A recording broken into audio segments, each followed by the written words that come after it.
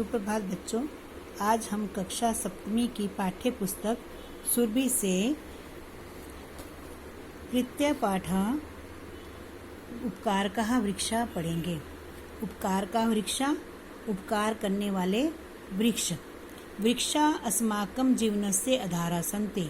वृक्ष हमारे जीवन का आधार हैं। एते भूमे उद्भवन्ति, ये भूमि में उत्पन्न होते हैं।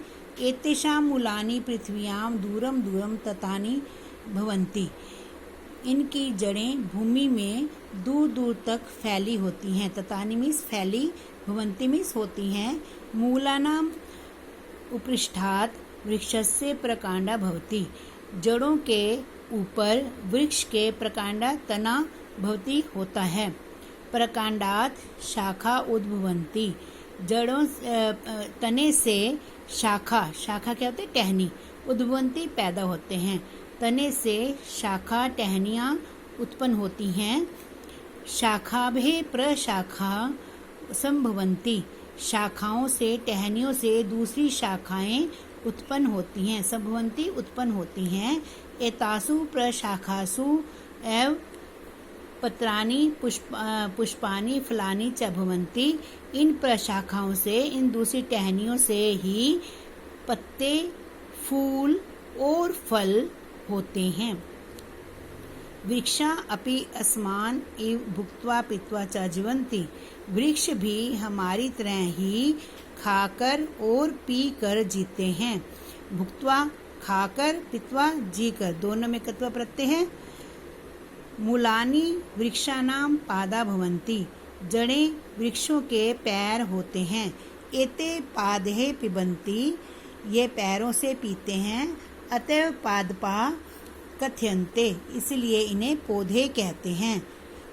मूलानि भूमि रसं घृत्वा अन्यभ्य अवयभ्य यच्छन्ति, मूलानि क्या होते हैं? जड़ें भूमि से रस लेकर अन्यभ्य दूसरे अवयभ्य अंगों के लिए देते हैं।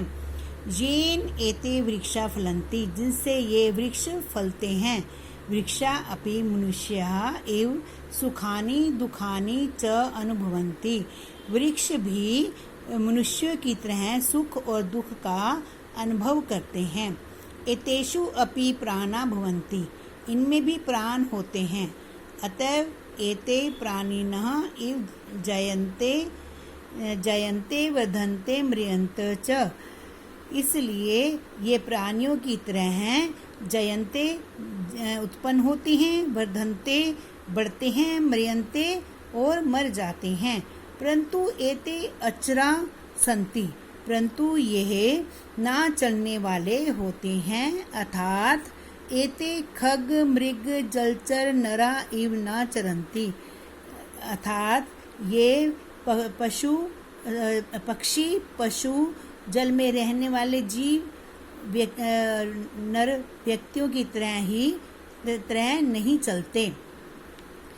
अर्थात ये पक्षी, पशु, जलचर और मनुष्यों की तरह नहीं चलते। वृक्षाणां बहवः भेदा सन्ति, वृक्षों के बहुत भेद हैं, बहुत प्रकार हैं।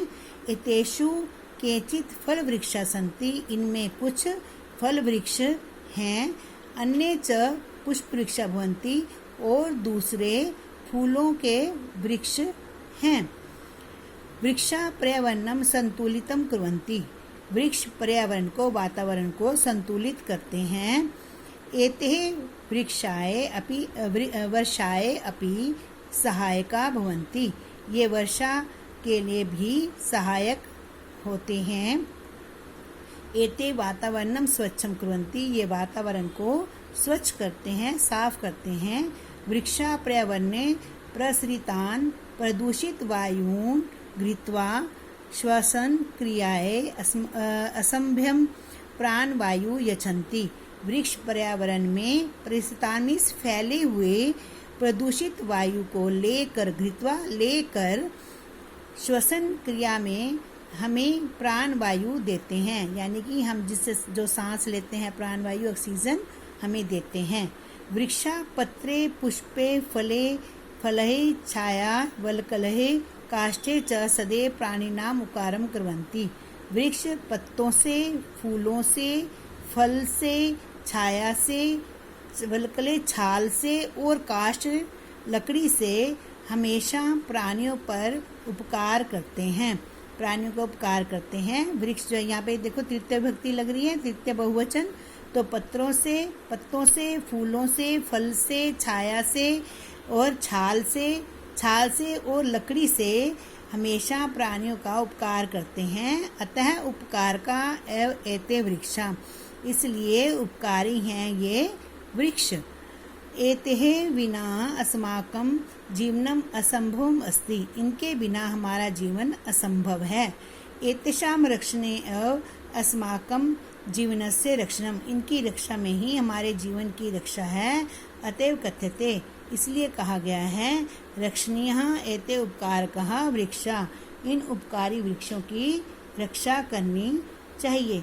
ये उपकारक वृक्ष रक्षा करने योग्य हैं या इन उपकारी वृक्षों की रक्षा करनी चाहिए। तो बच्चों ये पाठ आपने पढ़ना है, शब्दार्थ याद करने हैं और अभ्यास करना है। धन्यवाद।